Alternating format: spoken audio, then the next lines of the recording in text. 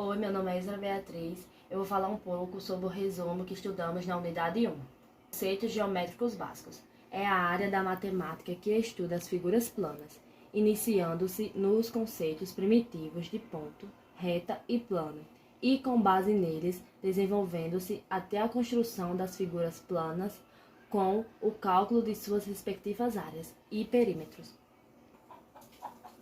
Agora eu vou falar um pouco sobre os conceitos básicos da geometria.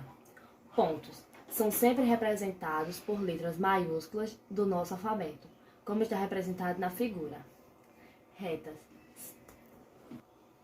As retas são sempre representadas por letras minúsculas do nosso alfabeto. Temos aqui a reta horizontal, a vertical e a reta inclinada. Ainda nos conceitos básicos temos o plano, que é representado pelas letras do alfabeto grego, como representado nessa imagem. Semirreta é a parte de uma reta que possui início, mas não possui fim. Segmento de reta é o segmento que se encontra em dois pontos, ou seja, é limitado tanto no começo quanto no final. Círculo é o conjunto de pontos resultantes da união entre a circunferência e os seus pontos internos.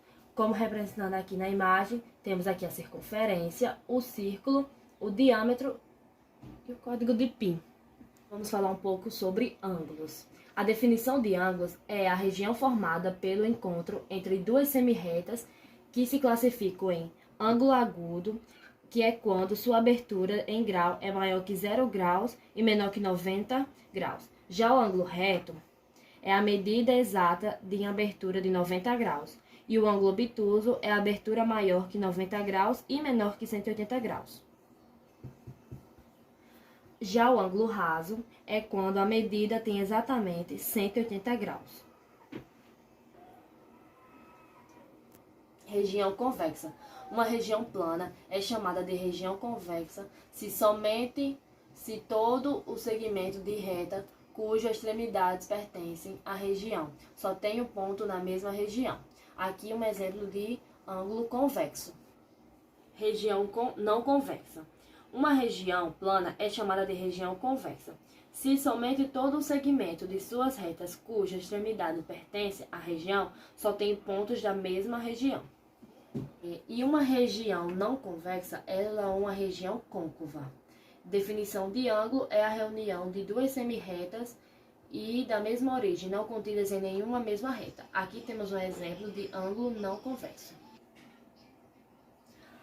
Agora eu vou falar sobre a medida do ângulo. A medida de um ângulo é dada pela medida de sua abertura. A unidade padrão de medida de um ângulo é o grau, cujo símbolo é grau. Para medir os ângulos, utilizamos um instrumento denominado de transferidor.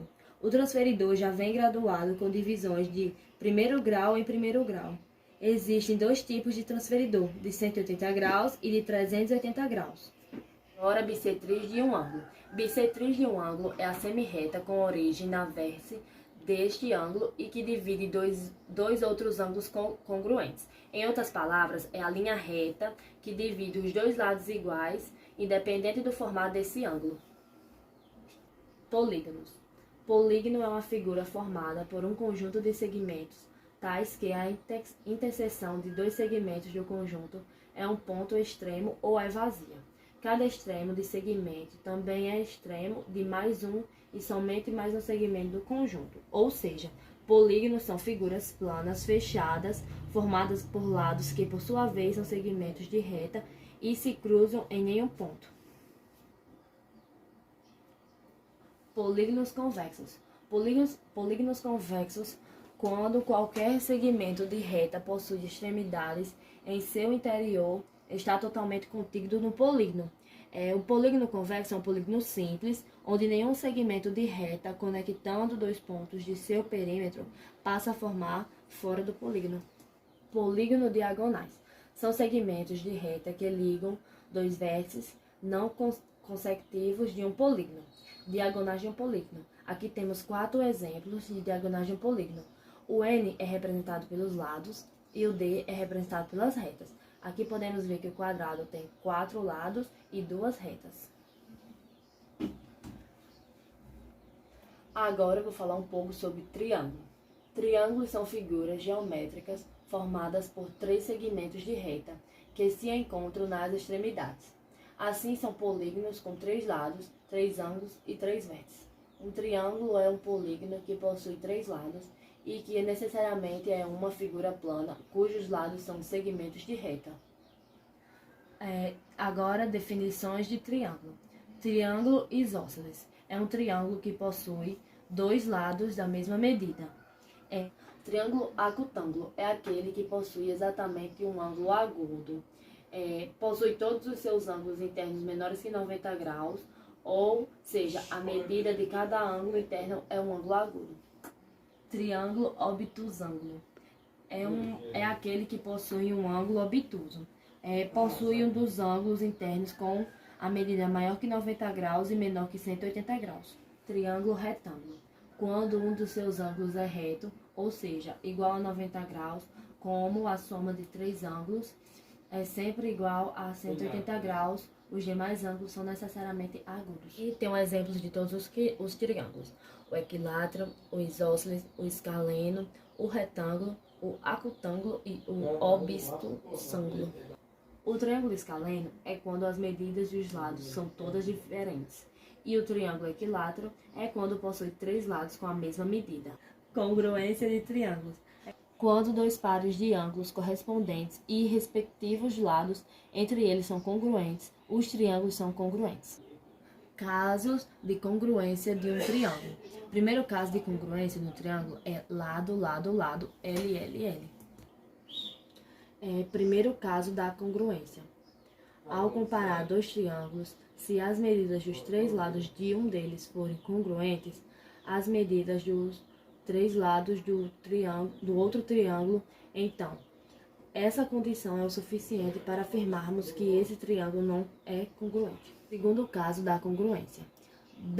Dados dois triângulos, se, ao comparar a medida dos lados e dos ângulos, caso haja um triângulo e um lado congruente, então podemos afirmar que esses dois triângulos são congruentes. É importante que a ordem seja repetida, então nesse caso o ângulo precisa estar na. Terceiro caso de congruência. Comparando dois triângulos, se os dois ângulos são congruentes e o lado que está entre esses ângulos também é congruente, então esses triângulos são congruentes. Assim como no caso anterior, a ordem é importante, ou seja, ao lado do congruente que está entre dois ângulos. Quarto caso de congruência. Ao compararmos dois ângulos quando eles possuem um ângulo adjacente a esse lado e um ângulo oposto a esse lado congruente. Sabemos desse modo que os triângulos são congruentes. Em ambos conhecemos um ângulo adjacente e um ângulo oposto a ele. Logo, esses triângulos são congruentes